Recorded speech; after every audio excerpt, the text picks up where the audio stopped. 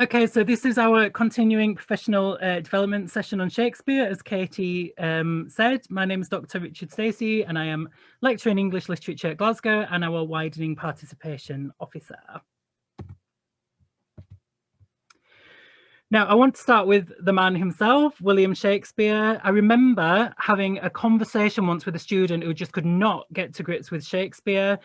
I asked him what the matter was, and he said something which loads of people feel when they start reading Shakespeare's Language for the first time. It's like hitting my head against a brick wall. Now, I've always been taken with this image, the image of the wall. It's so evocative and familiar for those early experiences I certainly had when I started to read Shakespeare for the first time at GCSE and at A-level, of this idea of a wall of Shakespeare's language as something which is impassable and unyielding, a force which obstructs with minimal sense of an entry point or even a welcome. There's this idea that the language is just too hard. It blocks the reader off from seeing anything interesting that might be on the other side. So one thing I say to students, especially in first year, who find Shakespeare's language to be impenetrable is this. Yes, it is hard. Yes, the language is sturdy and built to last, or we wouldn't be reading it after all these centuries. So you are right. And I, like most other people who teach, act, or read Shakespeare, completely agree to you. Shakespeare's language is really, really difficult. But what you are doing is pushing against the wall. If you exert force, the wall will resist, it will push back, it won't go anywhere, you can't beat the wall, it's too well constructed, you can't scale over it, and you can't bomb it down in frustration. Try something else. Instead of pushing against the wall, just choose a brick and pull it out. You'll be surprised how loose it is. Have a look. Is the pattern of the brick intricate? Does it fit easily within the rest of the structure? Does the wall wobble slightly without it in place? Be a bit of a yob and break it open. What's inside? Anything rare or suggestive? Any treasure? I ask everybody's forgiveness watching this for starting in such an elusive way. I'm not trying to be Shakespeare. I only mention this because I found it's quite an effective way of encouraging a student to transform the way they view Shakespeare's language. It asks a reader to be selective, choosing a smaller element, a single word, say, or a metaphor, or a turn of phrase, or a stage direction, and find what is interesting to them. Once one small piece of language is interesting, then you have an inroad. It's a really good way to start to build up the skills of close reading step by step. And also, by the way, I have been fibbing. I didn't say this to a student. I was the student. The person who used this analogy was the most gifted teacher I ever met, my A-level teacher, who changed the way I think about words and Shakespeare, and is the reason I'm lucky enough to speak to everybody here today. So this CPD session is on Shakespeare. I know that he isn't a prescribed writer for SQA, although many teachers study him. He is a prescribed author for the Key Stage 5 exam boards in England, Wales and Northern Ireland, and Shakespeare does feature on the IB. So this session will focus on close reading in relation to context. Both of these skills are used to judge the detail of analysis in relation to literary texts. What I'm going to try and do in this session is show you how these two skills, close reading and context, can be brought into a fruitful dialogue with each other, and then in turn be used to generate some really interesting interpretations of Shakespeare's words, images and metaphors in contextually specific frameworks. Just a caveat, I said this last week, I'm not a practicing teacher, I'm not a specialist in education policy or the framework, the assessment framework for SQA, so this won't be an in-depth guide to any specific components of Advanced Higher English or Higher English. My aim is to see if any of the pedagogical parallels and overlaps between teaching Shakespeare for schools and pre-honours undergraduate can be mutually beneficial or generative. So in this session, I'm going to focus on a few lines from Shakespeare.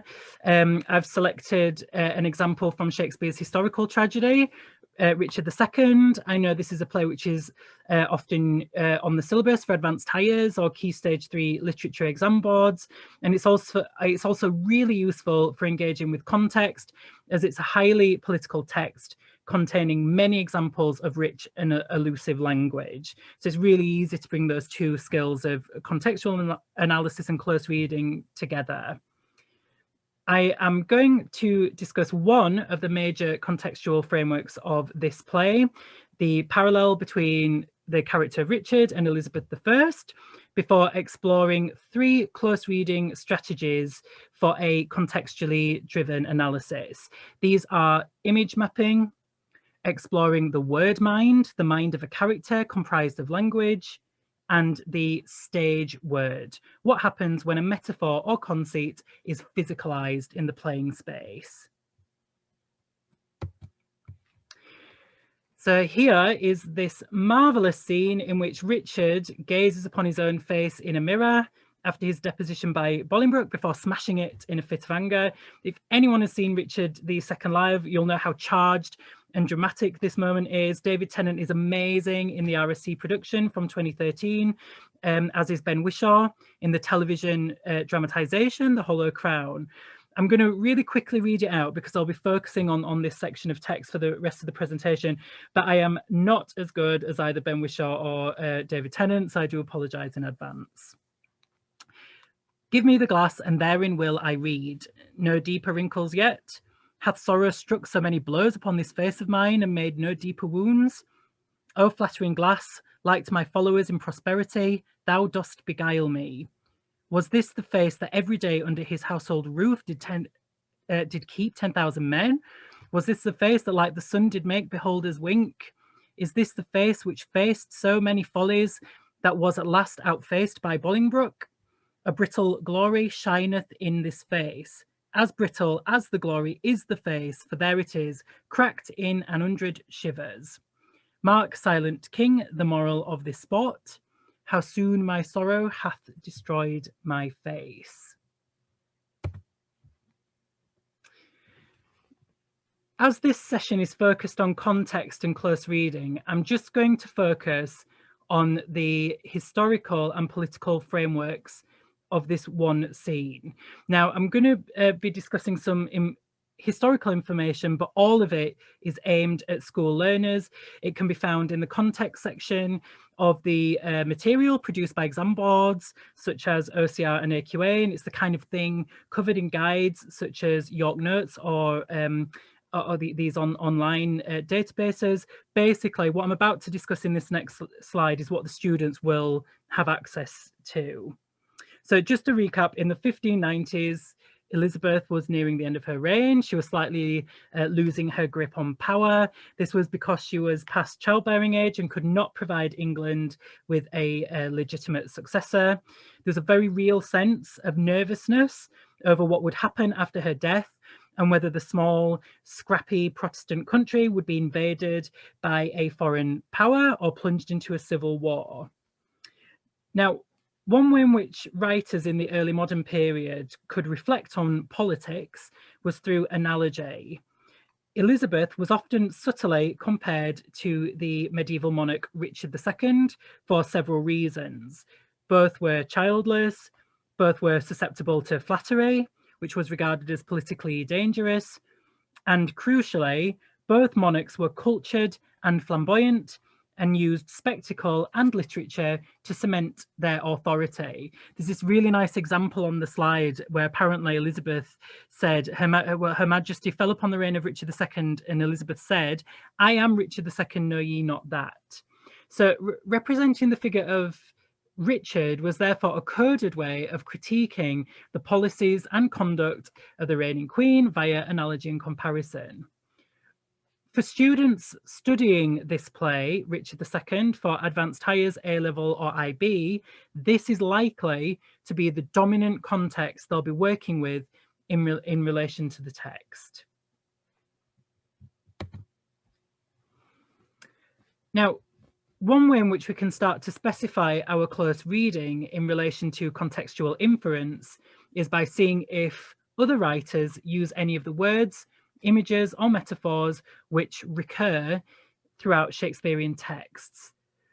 We all tend to isolate Shakespeare as a culture. We tend to isolate Shakespeare from his own moment and stress his uniqueness as an innovator. And we can even see this in syllabi, the way Shakespeare tends to be an author who studied in isolation.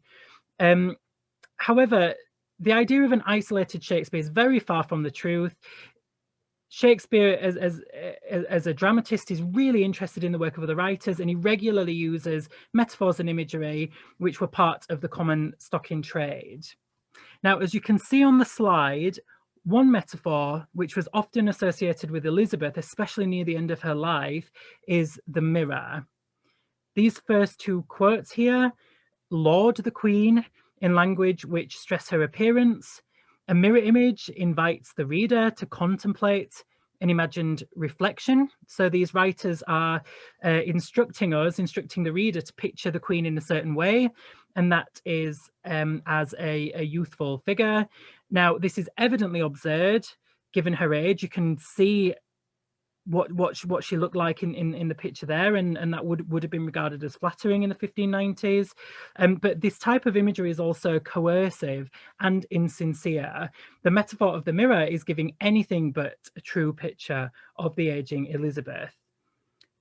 I think Shakespeare finds this kind of duplicity interesting when a metaphor is co-opted into a discourse which is synthetic and untruthful. We can see on the last quote that Ben Jonson agrees, writing after Elizabeth's death, that she was famous for banning mirrors from all of her palaces. It seems that the only mirrors she could cope with were textual ones or highly flattering portraits. Now, this is a really rich contextual framework within which to situate the scene from Richard II in which he smashes a mirror. There are two contextual pieces of information to note here. One, Richard and Elizabeth are parallel figures, often compared in cultural life. And two, Elizabeth is associated with the metaphor of the mirror as part of her poetic persona. What I'm now going to do for the rest of the session is something akin to a contextually informed close reading. This is the exploration of linguistic effects, the meanings activated by wordplay and metaphoric construction, but those effects will be narrowed down to respond to the concepts and ideas attendant on a governing historical framework. So I'll be looking at how language responds to the latent comparisons between Richard and Elizabeth, which were current in early modern culture, and how mirror imagery might have been read politically. Now, just another word, what I'll be doing is the content of the material will focus on Richard II, but the underlying structure, the pedagogical strategies will apply to any text in relation to a context. So it could apply, you could transfer these skills to early modern Revenge and Hamlet, for example, or the context of Twelfth Night in relation to the play of that name.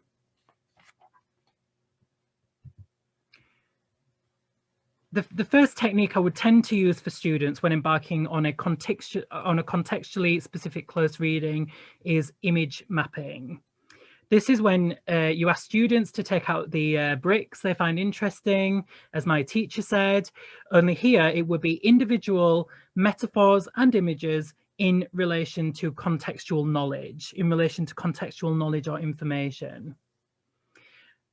I would tell the students not to worry too much about the language or syntax at this stage. Instead, I'd put them into groups and ask them to choose individual words or individual images which might be applicable to Elizabeth, embedded within Richard's language, based on the contextual material, which is typically included in learning guides for students aged 16 to 19. And the aim of this is to start to select evidence which can then be analysed in relation to specific contextual frameworks. So to the left of this slide, you can see the highlighted words which students might have found interesting. These include glass, deeper wrinkles, flattering glass, a brittle glory, shineth in this face, cracked in 100 shivers. If the student is starting to read the effects of these cumulative images in relation to context, then we can see several interesting meanings starting to emerge. Like Elizabeth, Richard is associated with a mirror, but unlike the metaphors used to eulogize the Queen, it doesn't work to support his kingship. Rather, it pushes against him in terms of his political authority. It's therefore slightly radical. I think the effects of these images in relation to context are slightly radical. In other words, phrases such as flattering or glory evoke a form of theatrical monarchy, redolent of Elizabeth, which is unworkable. It turns out Shakespeare's being a bit of a Republican here, or at least he's not somebody who is buying in to the late Elizabethan propaganda machine. So that's the kind of contextually specific analysis that is likely to result from these particular embedded pedagogical strategies here. One thing to mention is that contextual analysis is not mechanical, and some overlaps might not be exact. And indeed, for Shakespeare, just in context, this would be wise, considering that the punishment for sedition on stage is really gruesome. He would have had his nose slit. So Shakespeare's not going to want to offer an unambiguous critique of Elizabeth by any stretch. So in this section of the play, unlike Elizabeth, Richard is young rather than old. The glass flatters him because it doesn't reveal a ravaged face reflective of the pain he's endured during his deposition. You can tell the students that if any evidence emerges which suggests or points towards a divergence in terms of contextual application, then the student can work with this really productively to generate some really textured analysis. So that's one particular way in which I think you can bring context and close reading into a really fruitful dialogue with each other. The next technique I like to use with some of our pre-honours undergraduates is focused on what I call the word mind. This is a type of form of character study in which I ask students to engage with how Shakespeare's characters are functioning textually in a scene or across the play. I'm sure we all know this. It's really easy for students to fall into a trap of assuming that a Shakespearean character is real, a real person with thoughts, feelings, and motivations which are recognizably human. The problem with this approach in terms of assessment is that the evidence used to construct a character on the page is not always analysed in terms of effect. It leads students to recap the plot and define a character solely by their motivation, which I think is something to avoid in critical close reading. It doesn't necessarily encourage rigorous or detailed analysis of textual constructs and literary strategies. So one thing I tell students to try and introduce this idea to move them away from some of the problems attendant on character study. One thing I tell students is that Shakespeare did something astonishing in literature. He managed to replicate what seems to be a functioning human mind out of little black marks on a page. He manages to make a person with an interior life, thoughts, emotions, memories, reflections, out of grammar. It shouldn't be possible to recreate the network of a functioning mind with syntax, but Shakespeare manages it. This is why Hamlet, Cleopatra, Iago, and Beatrice feel so real to us, because this is how Shakespeare's own particular brand of artistry is working in his plays. Taking the idea of a replicated mind stretched through language, I split the students into pairs or small groups and ask them to locate any specific features where the words are producing a form of cognition or thought.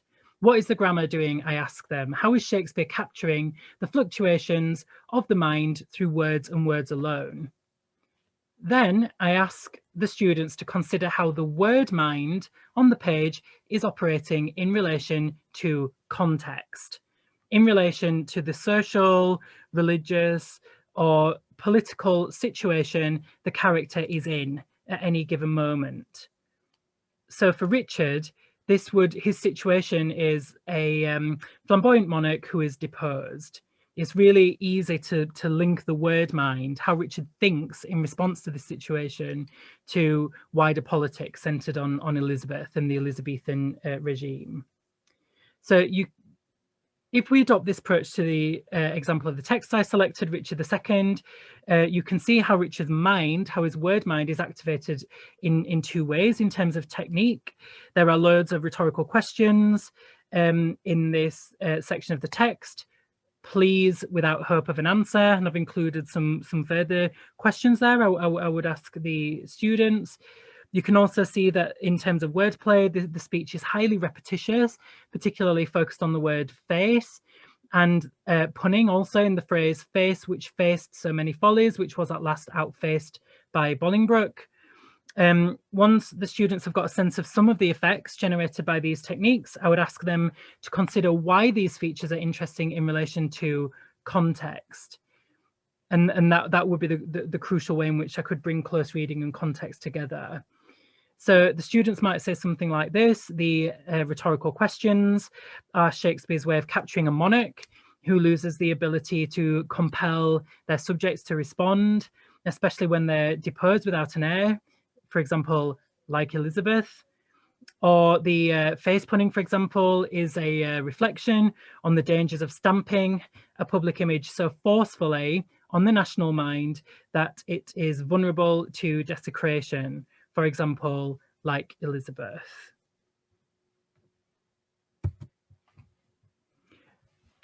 The last strategy I tend to use in contextually informed close reading is almost the opposite of the previous two. I ask the students to consider how the mechanics of staging might have been read by an audience in response to a contextual moment. This is important, I think, because it reminds students that there are more elements to a play than just the words, and that all elements of stage machinery, such as props, costumes, sets, and lighting, can be co-opted by a playwright to generate meaning in the playing space. It's also good to remind students that far more people will have seen Shakespeare than read him, as quarto publication was quite haphazard at this time, and literary rates were quite low. In contrast, a ticket to get into the Globe was fairly affordable, especially if you were a groundling. Splitting students into pairs or small groups, I would ask them to highlight or pick out any evidence which is relevant in relation to staging, almost seeing the text as a blueprint for getting the play on its feet, rather than solely an intricate literary artifact comprised of delicate images and allusions. That's how literary students of literature tend to approach the text, and it's how the previous two strategies encouraged them to approach the language. After they've done this, I would then ask them to think about what inflections are activated by the use of theatrical features on stage in relation to context. In other words, how might the audience watching the play have been able to view a scene as a subtle commentary on their own political, social, or cultural moment? So you can see in the section from Richard II that it's very theatrical. Shakespeare obviously wrote this scene with an eye to its performance. There is the use of the mirror prop, which is synonymous with Shakespeare's literary use of metaphor or imagery. You almost have a metaphor that's physicalized. It's kind of very rare in Shakespeare and really interesting in relation to dramaturgy. So the students are immediately likely to identify the prop. That's one aspect of the staged word that I suspect they would hone in on really, really quickly. As we know, the mirror is a symbol associated with Elizabeth's poetic persona. So it's very likely that the audience would use that prop, the actor holding the prop, to mentally facilitate a connection between the king on stage and the current queen. Once this is established in the seminar, I would ask the students to consider the effects of what happens when the prop on stage, in relation to its contextual framework, is activated. So what effects are activated when that link is made between Richard II holding a mirror and the sense that Elizabeth is associated with mirror imagery. And the students might say, when they bring these two areas together, close reading and context, they might say something like this: the mirror has quite a lot of autonomy. As it in the scene, it doesn't reflect what Richard wants it to. Unlike the mirror imagery used to eulogize Elizabeth, the mirror here is independent of the royal will. That's a really nice contextually specific effect. And they might say something like, the mirror is shattered on stage. This is quite dramatic, but it shows how vulnerable images associated with political power are to fracture. It's easy to read this stage action and prop use as critiquing the effectiveness of Elizabeth's persona as a perpetually youthful monarch who will always be queen. So we're coming up to the end of the presentation section of this CPD session. I hope you've found it useful. Just to say again, I know that you may not be teaching Richard II, but I do hope that some of the subterranean or underlying strategies are useful for helping students to tie their close reading to contextual information in terms of their literary analysis of effects. I am quite heavily involved in Key Stage 5 examining, and when students tend to do really well for Shakespeare when they're in England, Wales or Northern Ireland, when they're in the starred A range, they tend to take two assessment objectives. These are AO2, which is close reading, and AO4, which is context. They tend to start to meld them together. So they close read in relation to context, and it's indicative of a high-performing student in relation to Key Stage 5 assessment. So I hope you have found some of these strategies interesting, and hopefully they can be transferred to the plays you might be studying and any of the particular contexts you're interested in. So thank you very much. Right, I'm going to give you a few seconds. I'm going to stop the recording, and then we'll open out to a Q&A session if anybody has any questions.